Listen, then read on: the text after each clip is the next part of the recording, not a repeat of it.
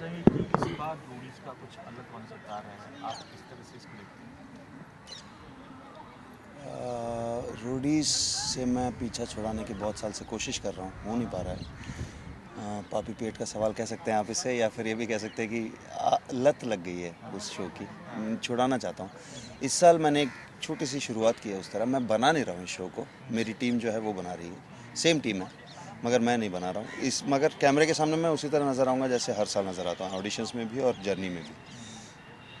इस बार का एक नया कॉन्सेप्ट है जो मुझे काफ़ी पसंद है, वोट आउट्स हटा के एक नई चीज़ को लाना। वोट आउट्स जिससे लोग कहते हैं कि पॉलिटिक्स और धोखा देने को प्रोत्साहन मिलता है, उसकी जगह ऐसी एक चीज़ लाना जिससे सिर्फ परफॉर्मेंस और आपकी ज़ुबान पे हम प्रेशर डालते हैं।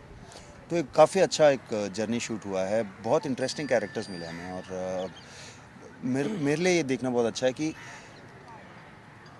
पॉलिटिक्स जो खेलते हैं आदमी वो ज़रूरत की वजह से खेलते हैं या इंसानी फितरत की वजह से खेलते हैं। क्योंकि स्कूल और कॉलेज में तो वोट आउट नहीं होता, ऑफिस में, घरों में वोट आउट नहीं होते, मगर वहाँ पॉलिटिक्स तो फिर भी होते हैं, है ना। तो मेरा यही इस साल मैं देखना चाहता हूँ।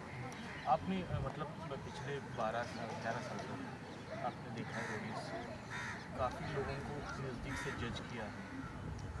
किस चीज़ की आपको मतलब तलाश रहती है लोगों में कि ये हाँ ये इसको मुझे कोई एक चीज़ की तलाश नहीं रहती, मुझे अलग अलग चीज़ें चाहिए, मगर जो भी हो इंटरेस्टिंग हो। ज़रूरी नहीं है हर कोई सबसे बड़ा, सबसे तेज़ धावक हो, या तैराक हो, या सबसे ऊंचा उछलता हो, या सबसे तगड़ा हो, ज़रूरी नहीं है।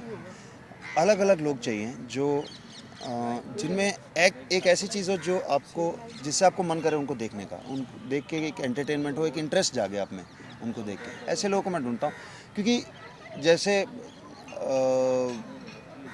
वो हैं उसेन बोल्ट, अगर वो 10 सेकंड में भाग जाएं 100 मीटर, तो उसमें कोई बड़ी बात नहीं है, वो तो आए दिन भागते रहते हैं ना।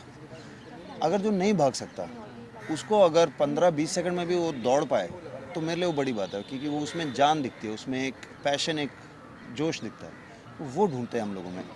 ज़रूरी नहीं है उनमें ऑलरेडी हो, कुछ लोग ऐसे होंगे जिनमें वो जोश ऑलरेडी है, मगर कई लोग ऐसे होंगे जिनमें नहीं है, या आने की ज़रूरत है या पॉसिबिलिटी है। अच्छा इंडियन यूथ्स में और पॉलिटिक्स में और गांव के और अर्बन शहरी इनमें क्या क्या डिफरेंशिएट्स आप कैसे किस तरह से करते हैं कैसे देखते हैं? एक एक लेवल पे सब अलग हैं, बहुत अलग हैं, मगर एक तरह सारे यूथ एक ही जैसे हैं आज।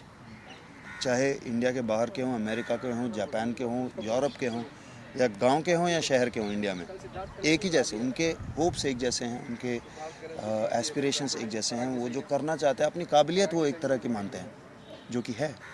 पहले क्या होता था कि बड़े बड़े शहरों में पढ़ाई के ज़्यादा वो होते थे फैसिलिटीज़, तो वो अच्छी पढ़ाई करके ज़्यादा आगे जा सकते थे। आज ज़रूरी नहीं है पढ़ाई करना। जो लोग ज़्यादा नहीं पढ़ते वो भी बहुत आगे जा रहे हैं, अलग अलग चीज़ों में, बिज़नेस में, पॉलिटिक्स में, संगीत में, मूवीज़ में, टेलीविज़न में, हर जगह आगे जा रहे हैं। तो और ये सबके सामने है, मतलब सिर्फ टेलीविज़न ही नहीं, अब इंटरनेट भी ऐसा आ चुका है कि हर कोई सहारनपुर में भी बैठ के वो यूएसए और यूरोप में क्या हो रहा है, वो फुटबॉल मैचेस हो रहे हैं, स्पोर्ट्स हो रहे हैं, या म्यूज़िक हो रहा है, सब देख रहा है, उसको फैशन वहाँ का सब दिख रहा है। तो मैं यूथ में फ़र्क नहीं समझता ज़्यादा एक्चुअली। जितना भी दिखता है ना वो सिर्फ ऊपर ऊपर के फ़र्क है, अंदर सब एक जैसे हैं और अच्छे हैं। अच्छा एक बात जानना चाहिए कि आप हमेशा लोगों को ऑडिशंस को लेकर के डराते रहते हैं मैं कुछ डराता नहीं हूँ, लोग कुछ एक डरते हैं। तो आप जिस तरह से ऑन ऑन स्क्रीन होते हैं क्या ऑफ स्क्रीन भी वैसे ही हैं? बिल्कुल भी नहीं, वैसे मैं हूँ ही नहीं उस शो में।